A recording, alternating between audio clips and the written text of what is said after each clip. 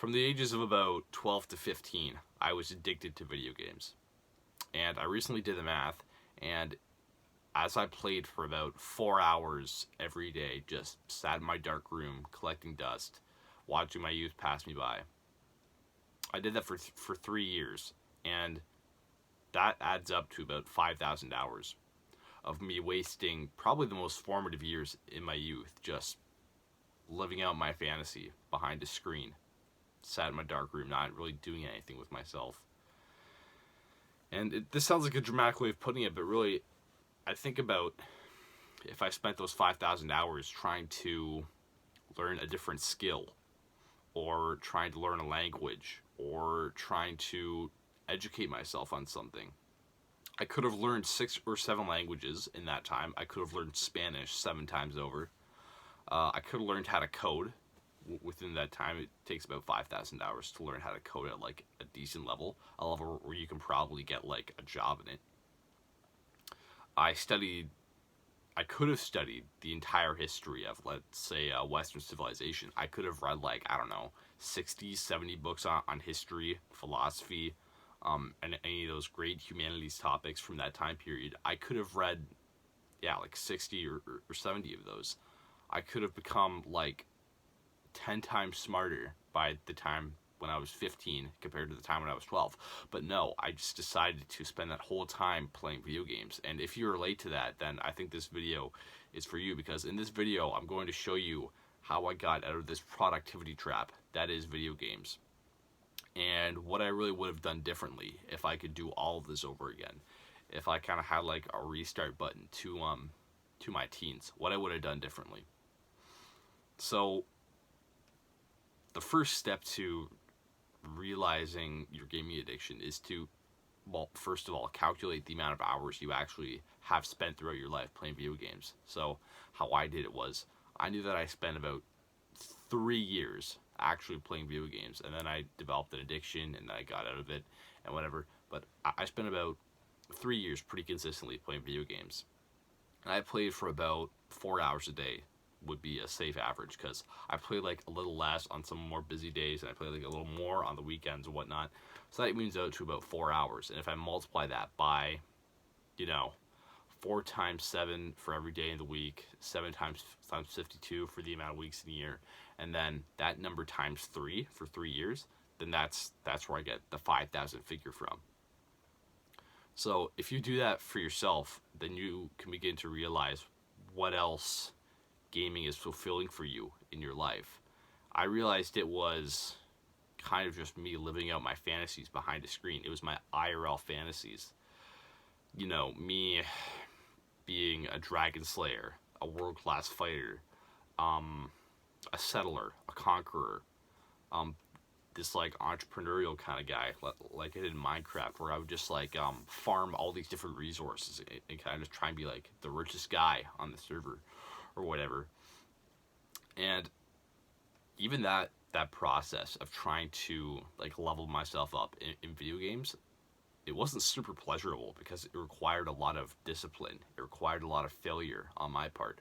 It required a lot of focus. It required me coming home from school on the bus every day, strategizing about what was like the highest return on investment thing I could do when I got home and logged it into Minecraft or into these different fighting games that I would grind or whatever. It required like a lot of failure and a lot of just kind of pushing myself to succeed. And it was fun because I got the dopamine from it. So I'm kind of getting like the best of both worlds here, right? Like it's hard, so I'm like developing my skills. I'm developing my character in the game, but it's also high dopamine, so I don't want to leave, right? You get like these little animations, these little rewards. You get like all this blue light coming out of your screen, all these different colors, and they're coming at you. And yeah, video games are a very, very strange addiction, in the sense that they don't only take advantage of like your dopamine addiction of your dopamine system like drugs would, but they also take advantage of like your visual field. They take advantage of like what our eyes have like evolved or like been designed to see, right? They take advantage of like what we want to see from like an evolutionary perspective. It's very strange. And you have to realize that video games are designed this way. They're designed to be addictive.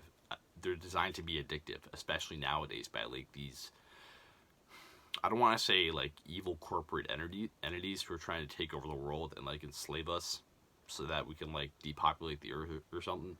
But that's starting to seem like how it is with like not only how addictive video games are, like the people who make video games, the companies who design video games know that they want to addict you. They want to hook you because you're more profitable if you are addicted to their product.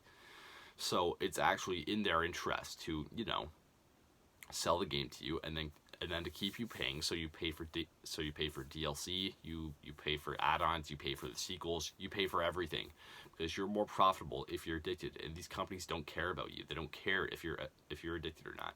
And you have to start taking responsibility for yourself if you really do want to quit video games like for good. Like I've probably profited Nintendo like $1,000 up to this point easily because I just spent all of my income trying to buy new DLC for the games I was playing, trying to buy new games for the Switch, trying to buy like retro stuff and all that stuff, and paying for subscriptions and whatever. And like, yeah, you have to realize that for video games, you really are the product.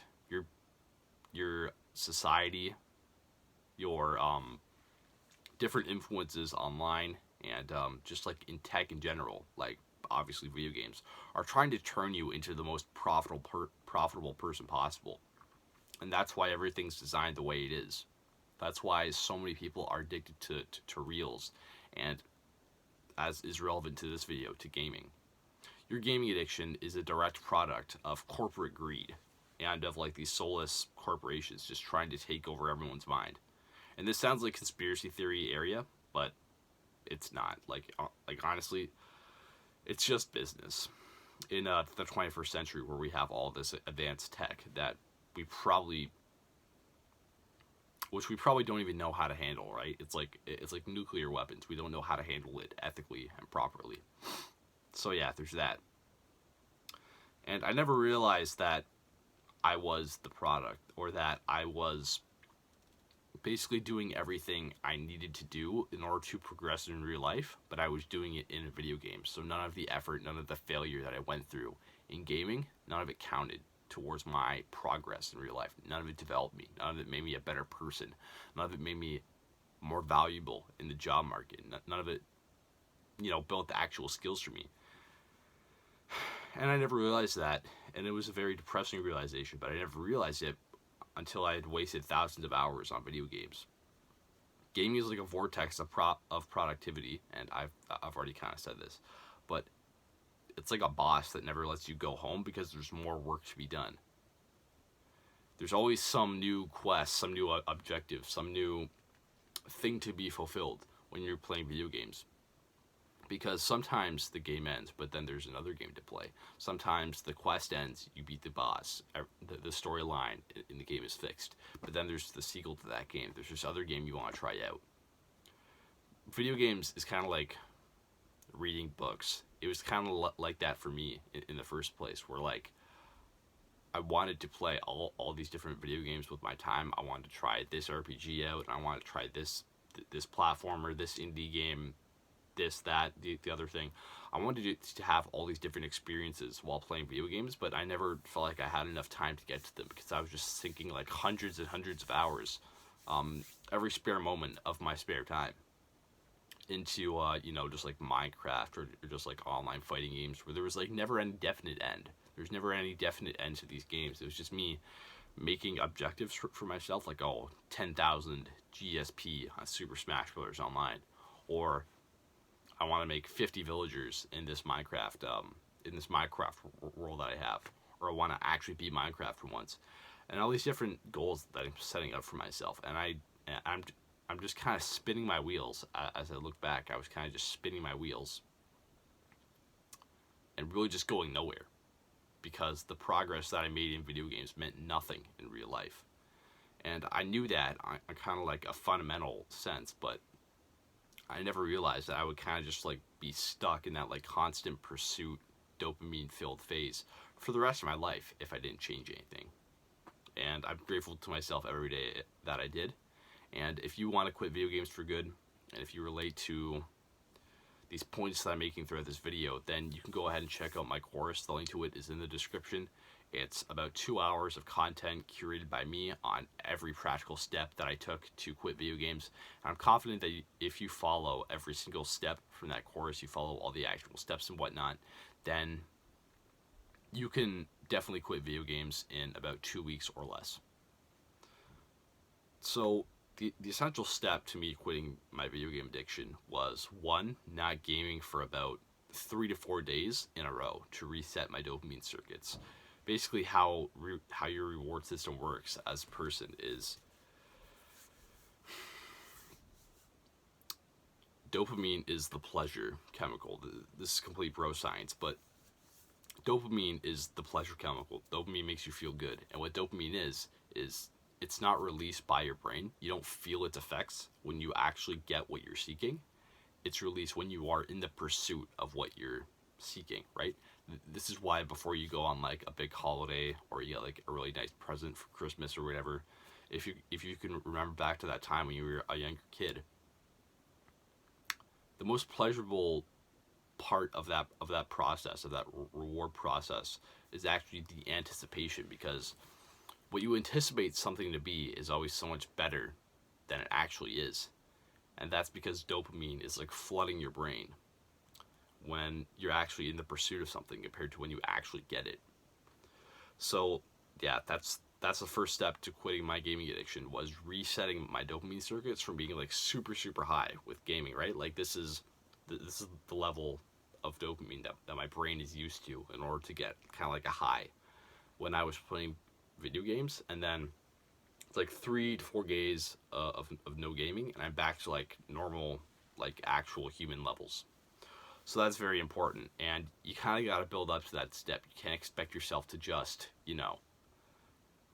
go cold turkey today and tell yourself, well, I'm just not going to play video games like ever again. You got to work your way down, at least most of the time. And then 2, I had to do something new with my time by following my passions. I think for people like me, the only way you're going to quit video games is if you follow what you're passionate about, is if you replace this one passion that is video games, is if you take this one thing that you think is your ultimate passion, that is video games, and if you replace it with something else that you're passionate about, something else that you want to make progress in. So for example, for me, that was weightlifting, that was building muscle, that was eating protein, getting my macros in, going to the gym, all this stuff, which was just as painful mentally as video games. It was just as testing my discipline and my willpower and my self-control. The only thing is, I only started making gains, I only started getting better in real life when I started going to the gym. So telling yourself that your life is going to be any better when you're playing video games is just a lie, because it's the exact same process as going to the gym and being super disciplined about it, but you get none of the benefits. Quitting video games actually adds up to a harder life than not playing them and actually living in real life and trying to build real life skills there. So yeah, you gotta do something new with your time and follow your passions instead. Real life can look so unappealing as a gamer because like everything's just like gray and like black and white, and there's like nothing out there, and like everyone's boring and they're stupid and they stink and they suck. But if there does seem to be no incentive to quit, imagine if you took all the hours that you spent on League of Legends or Minecraft or whatever game you play. Imagine if you took all of that time that you spent on that game and you put it into learning something that you know that you were put on this earth to do. If you put it into learning something that you've always wanted to know about. If you put it into a certain skill that you've always wanted to be good at but never had the discipline and the time to follow through on. Maybe you've always wanted to be good at guitar, but you never had the chance to practice it. Your parents never encouraged that habit in you. Then maybe now's the time to start taking lessons again, to take up that task on yourself again, because you're older now and you know what you want out of life and you're about to go and get it. So that's what I'm going to leave you on for this video, is that life really is what you choose to make it. Life is what you decide to make it yourself. And if you're constantly thinking about quitting video games but you don't think that you have the willpower, I'm sure that you do, because the fact that you're beating yourself up over it proves that you are committed to this process of quitting, and you just got to take the first step. I'm confident that anyone who's watched this video to the end and has listened to everything that I've said and knows that they're going to try it at some point, I know that they're going to quit. And again, if you want extra help with that, then go ahead and check out my course, which I'm sure will get you the results even faster. But yeah, that's pretty much it for this video. I hope you enjoyed what you saw. If you have any other topics you want me to cover, please put them in the comments. Like and subscribe if you like what you saw. And yeah, stay tuned. There's more of this coming. I'll see you.